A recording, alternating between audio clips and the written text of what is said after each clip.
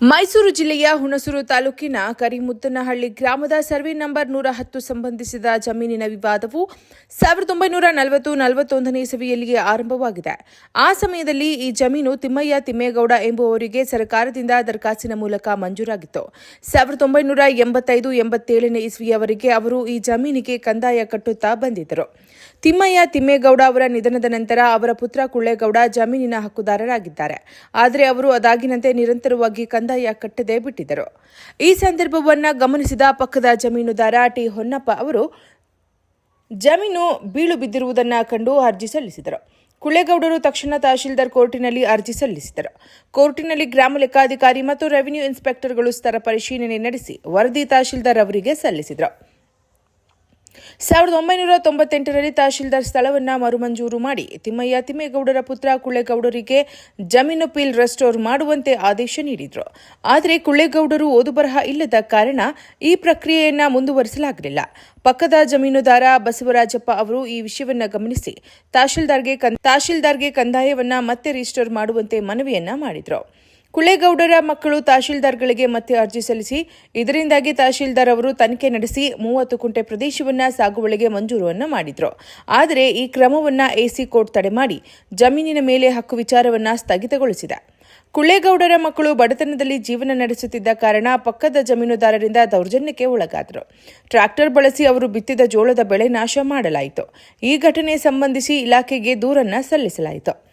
ಈ ವಿವಾದದ ಹಿನ್ನೆಲೆಯಲ್ಲಿ 110ನೇ ಸರ್ವೆ ನಂಬರ್ ಅನ್ನು ನಿರಾಕರಿಸುವಂತೆ ಕೇಳಿ ಕುಳ್ಳೇಗೌಡರ ಮಕ್ಕಳು ತಹಶೀಲ್ದಾರ್ ಅಶೋಕ್ ಸಾಹೇಬರಿಗೆ ದೂರನ್ನು ಸಲ್ಲಿಸಿದರು.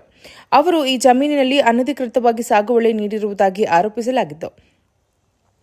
ಸಂಬಂಧಿಸಿದ ಇಲಾಖೆಗಳು ಈ ಪ್ರಕರಣವನ್ನು ಪರಿಶೀಲಿಸಿ ನ್ಯಾಯಯುತ ಕ್ರಮ ಕೈಗೊಳ್ಳಬೇಕು ಎಂದು ಕುಳ್ಳೇಗೌಡರ ಕುಟುಂಬದ ಸದಸ್ಯರು ವಿನಂತಿಸಿದ್ದಾರೆ.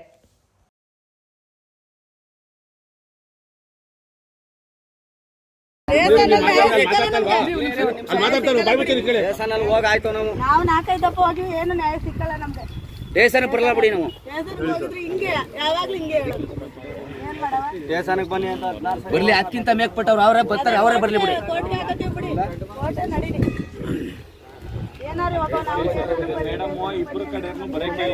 ಯಾರು ಬರ್ಲಿಲ್ಲ ಅಂದ್ರೆ ಕೊನೆಗೆ ಸಾಯ್ತೀವಿ ಬಿಡಿ. ಇಲ್ಲಿ ಯಾರು ಬರ್ಲಿಲ್ಲ ಅಂದ್ರೆ ಕೊನೆಗೆ ಇಲ್ಲೇ ಸಾಯ್ತೀವಿ ನಾವು.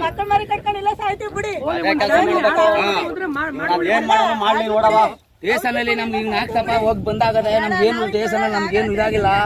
ಯಾರು ಬರ್ಲಿಲ್ಲ, ಮೇಲಧಿಕಾರಿ ಬರ್ಲಿಲ್ಲ ಅಂದ್ರೆ ನಾವ್ ಇಲ್ಲೇ ಸಾಯ್ತೀವಿ ಬಿಡಿ, ತೊಂದ್ರೆ ಏನಿಲ್ಲ. ನಮ್ಗೆ 50 ಎಕರೆ ಆಸ್ತಿ ಇದ್ದಿಲ್ಲ ನಾವು.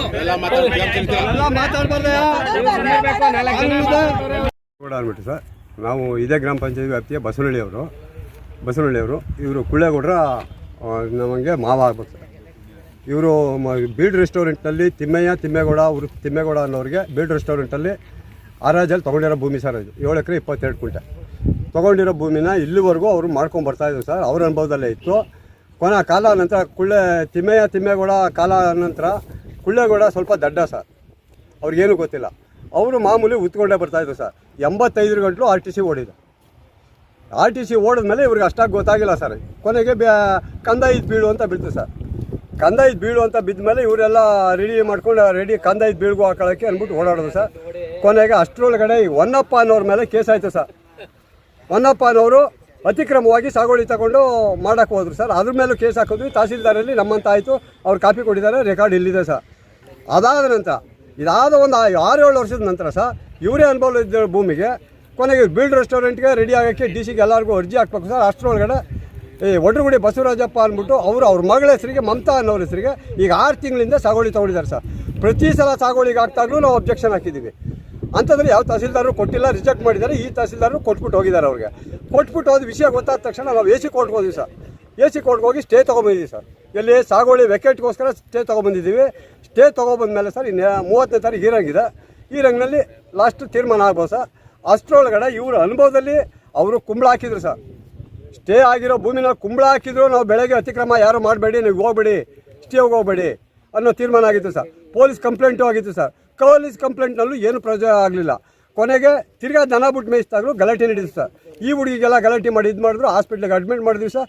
ಬಂದು ಸ್ಪಾಟ್ ಮಾಜೂರು ಮಾಡ್ಕೋದ್ರು, ಎಲ್ಲ ಮಾಡಿದ್ರು. ನಮಗೆ ಯಾವುದೇ ಥರದ ಮಾಹಿತಿ ನಮಗೆ ಸಪೋರ್ಟ್ ಸಿಕ್ಕಲಿಲ್ಲ ಸರ್. ಇಲ್ಲಿ ಇವಾಗ ಏನು ತೊಂದರೆ ಆಗಿದೆ ಸರ್? ಈಗ ಬೆಳೆದಿರೋ ಜೋಳನ ಸರ್ ಬಂದು ಈಗ ಏಕಾಏಕಿ ಎಲ್ರಿಗೂ ಎದುರಿಸಿ ಉಚ್ಚಿದ್ದಾರೆ ಸರ್. ನಿಮ್ಮ ಹೆಸರು ಸರ್? ನಮ್ಮ ಹೆಸರು Jayaboregowda, Basavanahalli sir. Okay. Karimudnahalli 110 survey 110 survey number 7 acre 27 ಕುಂಟೆ ಈ ಜಾಗ. ಇದು 1940-41 ಇಸ್ವಿಲಿ ಇದು ದರ್ಖಾಸ್ ಹರಾಜಲ್ಲಿ ತಿಮ್ಮೇಗೌಡ ಉರ್ಫ್ ತಿಮ್ಮೇಗೌಡರಿಗೆ ಸಾಗುವಳಿ ಪಿತ್ರಾಜಿತ ಸಾಗುವಳಿ ಆಗಿರೋ ಜಮೀನಿದು. ಹರಾಜಲ್ಲಿ ತಗೊಂಡಿರೋ ಜಮೀನಿದು. ಹರಾಜಲ್ಲಿ ತಗೊಂಡು ಅವರು ಉಳುಮೆ ಮಾಡ್ಕೊಂಡು 1985 ಇಸ್ವಿ ಗಂಟಲು RTC ಅವ್ರ ಹೆಸರಲ್ಲೇ ಓಡೈತೆ. ಅವ್ರ ಕಾಲವಾದ ನಂತರ ಅವರ ಮಗ ಕುಳ್ಳೇಗೌಡರು ಅದು ಇದನ್ನೆಲ್ಲ ಉಳುಮೆ ಮಾಡ್ಕೊಂಡು ಬಂದು ಇವ್ರಿಗೆ ಅವ್ರು ಸ್ವಲ್ಪ ಓದು ಬರ ಇಲ್ಲದೇ 95ರಿಂದ ಬೀಳು ಬಿದ್ದುಬಿಟ್ಟಿತ್ತು. ಆ ಬೀಳು ಬಿದ್ದಿರೋದು ಇವ್ರಿಗೆ ಯಾರಿಗೂ ಕಂದಾಯ ಕಟ್ತಾನೆ ಬೀಳು ಬಿದ್ದಿರೋದನ್ನ ಯಾರು ಅರಿವು ಇಲ್ಲದೇ ಸುಮ್ಮನೆ ಉಳ್ತಾ ಇದ್ರು. ಅದನ್ನು ಅಕ್ಕಪಕ್ಕ ಜಮೀನವರು ಅದನ್ನೇ ಎನ್ಕ್ಯಾಸ್ಟ್ ಮಾಡ್ಕೊಂಡು ಇಲ್ಲಿ ಟಿ ಹೊನ್ನಪ್ಪ ಅಂತ ಅವರ ಒಬ್ಬರು ಪಕ್ಕದ ಜಮೀನವರು ಅವ್ರು ಮಾರ್ಬಿಟ್ಟು ಈಗ ಹೋಗ್ಬಿಟ್ಟವ್ರು. ಅವರು ಇದೇ ಥರ ಸಾಗುವಳಿಗೆ ಹಾಕೊಂಡು ತಹಸೀಲ್ದಾರ್ ಕೋರ್ಟಲ್ಲಿ ಒಂದು 3 ವರ್ಷ ವ್ಯಾಜ್ಯ ನಡೆದು ಆ ವ್ಯಾಜ್ಯದ ಪ್ರಕಾರ ಇವರಂತಲೇ ಇದು ಕುಳ್ಳೇಗೌಡರ ಜಮೀನೇ ಅಂತ ತಹಸೀಲ್ದಾರ್ ಆರ್ಡರ್ ಆಗಿದೆ. ತಹಸೀಲ್ದಾರೇ ಸ್ಥಳ ಪರಿಶೀಲನೆ ಮಾಡಿ RE VA ಡೆಪ್ಟಿ ತಹಸೀಲ್ದಾರು ಎಲ್ಲ ಸ್ಥಳ ಮಾಜೂರು ಮಾಡಿ ಇದು ಇವ್ರದೇ ಜಮೀನು ಅಂತ ಹೇಳಿ ಬೀಲ್ಡ್ ರೆಸ್ಟೋರೆಂಟ್ ಮಾಡ್ಬೋದು ಇವ್ರಿಗೆ 7 ಎಕರೆ 27 ಕುಂಟೆ ಅಂತ ಆದೇಶ ಮಾಡಿರೋ ಕಾಪಿ ಇದೆ. ಆವಾಗ ಇವರು ನಮ್ಮಂತೆ ಆಗೈತೆ ಅಂದ್ಬಿಟ್ಟು ಸುಮ್ಮನೆ ಆಗ್ಬಿಟ್ಟು ಇವ್ರ ಪಾಡಿಗೆ ಇವರು ಉತ್ಕೊಂಡಿದ್ರು. ಪುನಃ ಪಕ್ಕದ ಜಮೀನು ಮಮತಾ ಬಸವರಾಜಪ್ಪನ ಮಗಳು, ಬಸವರಾಜಪ್ಪನೇ ಸಾಗುವಳಿಗೆ ಹಾಕೊಂಡು